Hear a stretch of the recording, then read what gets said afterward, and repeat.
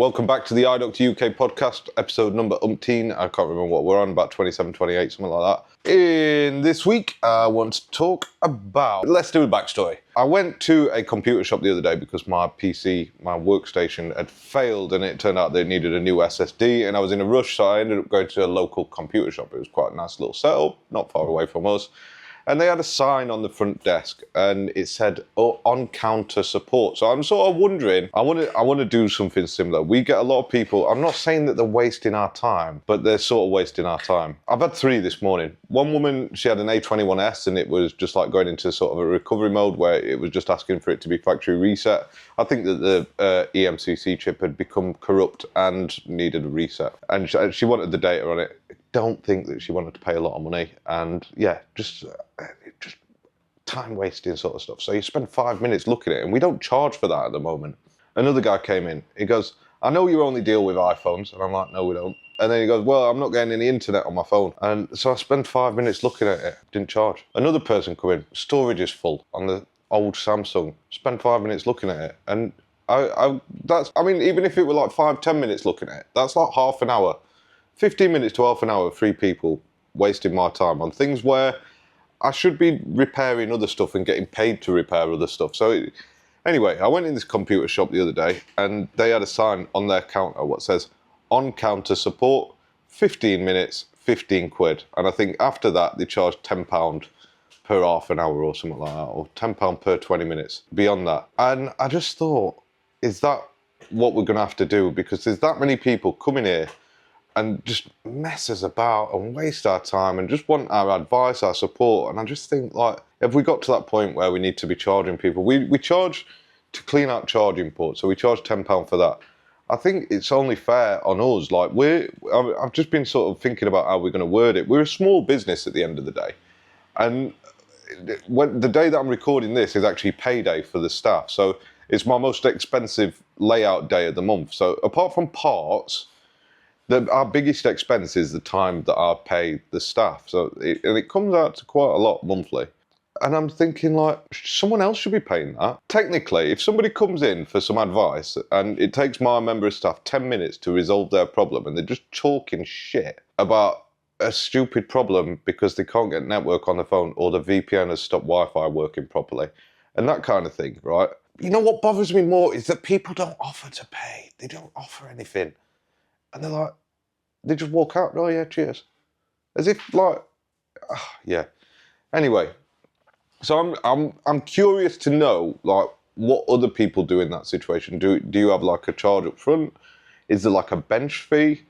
Where do we go from there? Because like I say, I'm paying for that, for them to come in and have advice taken. If it takes Nate 10 minutes, it comes out of my pocket, that, or out of somebody else's pocket. So Nathan just poked his head and reminded me that we did a data transfer from a Samsung to a really old Samsung phone, let's say like an S7 onto a iPhone SE 2016. And when you transfer from the Samsung to the iPhone, because obviously when you transfer in between apps, the apps for Samsung are different for apps for iPhone. So they don't transfer across, and she weren't very happy about that. And we charge 20 quid for that basic transfer like that. It's just a little bit of input, get it started and leave it to it. She come back, we'd not transferred her WhatsApp. So we set that up, walked off. I assumed this is covered by the £20 I already paid. And I think we let that slide. And then she came back and she was slagging poor old Nath off, giving him a bad name. She'd made an appointment with me which she turned up half an hour late for, so shock. I was busy doing something else. And literally busy doing something else, like out of work something else. And so I just caught her as she came in late at about 11 a.m. And she said, oh, so can you help me? I'm like, no, I'm going out with my son. Well, I didn't find him very helpful before, talking about Nathan. And Nathan were off doing what he does best. He was sat on toilet. But he did hear the back end of that conversation. And he came out and sort of defending himself well, because he's saying, well, he didn't transfer my email last time. And we're like, well, you didn't ask us to do your email. Like, it's not my responsibility because you don't know how to use your phone. I don't mind helping people out. This is where it gets difficult here, because I like to help people out. I will go out of my way to help people out. But you know, if somebody's like rude and they're not nice to, like, you just don't want to, do you? It's so, yeah. If they're rude, difficult, sit there. Is it going to take much longer? This is ridiculous. Going like that, like, why should I go out of my way to help people? Why? So that's me rant, just about done. That's what's been bothering me this morning. This is a full rant episode here. I explained last week that we probably weren't going to go to Berlin. And I said, if it doesn't happen, then I will give you the scoop. Now, we're like less than a week away from when we should be going to Berlin. I think we were planning to go in next Friday. And nothing's materialised. We've been ghosted by several people. And this is no disrespect to the event organisers. I understand that they're probably as pissed off as we are. We have been using he calls himself a talent manager. So I'd seen him online and they looked like they were the real deal. They represent some really relatively big names on TikTok and other social media platforms. And they seemed fairly professional, knew what they were doing. I'm not going to name names because I'm not about that, but I'll tell you what happened. And yeah, so we had some really productive meetings with the event organisers at the IFA Berlin thing. And they were really keen to get us in. They wanted us to do a talk on the Sunday. It started off as 2 talks. I think it got scaled down to 1 talk. But we didn't see like the email thread. Like, I wasn't copied into it. Up to now, we've been like, I've done 2 sort of brand deals with this guy, and it weren't like, because I don't like selling myself out. I'm going to beat around the bush a little bit to tell this story, but I don't like selling myself out, and I don't like doing a really salesy sort of. Nothing on our channel is sponsored content. We did that. We went to Serbia, and for full transparency, they paid for our travel. They paid us a little bit of money, and we did like a product demonstration on their product, and it worked well. And that was a deal that we'd brokered ourselves, and it worked really nicely. It was smooth. We did it professionally, and for the first deal that we did, the guys over in NSYS, they thought that we were really professional. We got really good feedback from it, and they were really happy with what we delivered. Now, with this one, like I said, I'd done a deal before, and it paid nicely. Like, don't get me wrong, it paid nice, and the purpose of it was that they wanted some ASMR short videos, 30 seconds for TikTok. So the client was TikTok, and it was to be used, instead of normal TikTok vertical format, it was wide so that they could zoom in and out of it for a TV advert. I've never seen the ad. I don't even know if it's been used. I've got no idea. But apparently it was going to get used for a TV advert, and they were also very happy with it. They paid, and they used us again for it. And I thought, oh yeah, this is great. But so we've been going backwards and forwards with this for like the last year. And they're the 2 gigs that he got. And the IFA event, I'd contacted the talent manager because we were trying to find a sponsor to get us there. And he said, look, I've come back, really positive. I've got us in touch with the event organisers. So we're like, yeah, this is great. Like I said before, we got we had a Skype call, and it was all looking really good. While we were in Serbia, we'd not heard anything from them for about 3 or 4 weeks, and we're like, we need to really get a move on with this, because when we get back from Serbia, we need to plan and progress with this so that we know what we're doing. We can get some scripts together, and these things do take some organisation and some thinking, especially in like the busy shop. We are genuinely busy repairing stuff, so we needed to get a plan in place. I've texted him, I've sent him emails, I've tried to call him, and he's just given us a ghost. Eventually I said, look, this is just ridiculous. I can't carry on like this. If you're not answering messages when we need to know what's happening, then it's not going to work, and we're just not going to do business together anymore. Fine. He comes back with a bit of a grovelly sort of message. Oh, I'll get in touch with him, blah, blah, blah. And then he copied me into the chain. So it turns out we wanted, right, and I understand from his point of view, right, so just bear this in mind that he gets paid a commission from whatever we do. So it might have been, we wanted flights, accommodation, tickets to the event. I weren't bothered about getting paid. It would have been great if we could have got that, and we get our travel paid for, which is, it's going to sound like I'm being such a brat here, but it's not at all, right?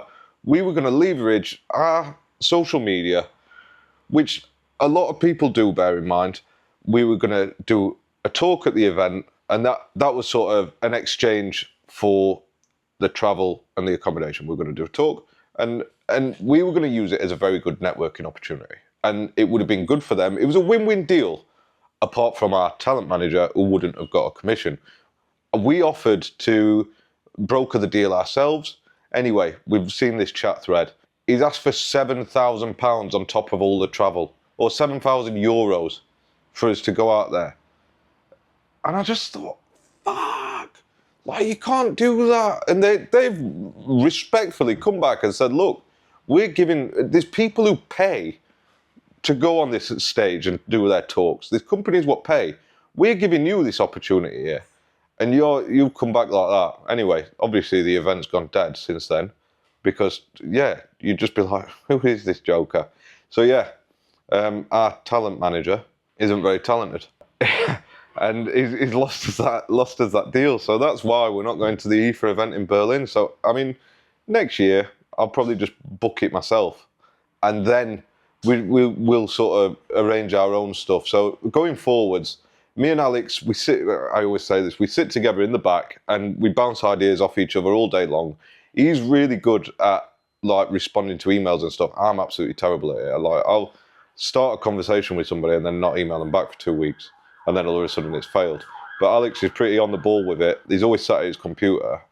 And it just works really well, and we can broker these deals and we can reach out to people. And I think we've been more productive in the last month or 6 weeks that we've been doing it that way, and we've got a lot more bites and a lot more interest in it than we've ever done with the other talent manager. The only other one was, this is so stressful. I know I'm just venting and ranting, but I like to keep you guys informed on what the situation is. He wanted us to do something. He sends a text message. Would you be prepared to do a ad on a phone, a review on a phone or something like that? So that's what he sold it as. We're like, yeah, that sounds good. It would work for our brand. That's the only type of stuff that I'm interested in doing. I'm not bothered about advertising a fucking skipping rope. Or we get emails about women's clothing, sunglasses, scuba diving equipment, just really, really obscure stuff that we just ignore. We're not bothered. If it's a phone, it obviously fits the channel. We do a review on a phone, maybe somebody buys it. Anyway, we're like, yeah, pretty keen for that. It would be something good. We could even give it away afterwards, because it weren't a phone that I don't think I'd use personally, because I'm an iPhone guy.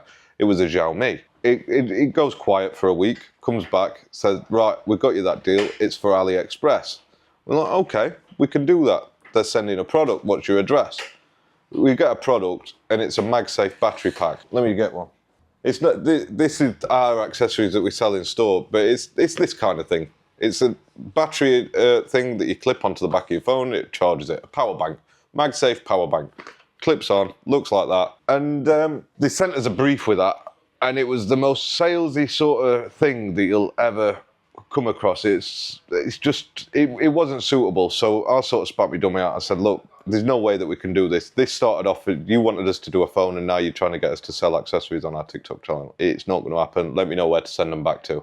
And yeah, it just deteriorated. So yeah, I think we're going to do our own thing moving forwards, and that just about, yeah, rant over. Sorry if I've been moaning, but maybe people might like the inside scoop on this. It's not very exciting. It's quite tedious. Frustrating. Yeah, and it's frustrating from our part. I don't know if you can hear Alex in the background. I'm not sure if the mic will pick him up because we're not on all-round microphone. So the other thing that we've done whilst we were there, maybe we were being a bit cheeky. We were trying to get hold of people that we could network with. So we went through, I say we, I mean Alex, literally he scraped the whole site of the vendors at IFA, of people who we wanted to talk to, so that we'd sort of touch base, because in our heads we were going, we were on.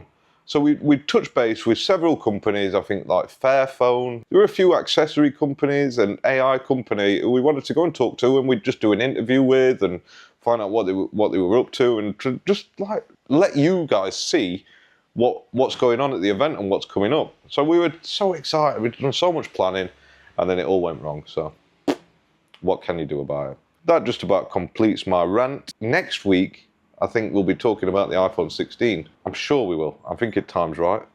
If it's not, it'll be the week after. Have a great week, everybody. See you in the next episode.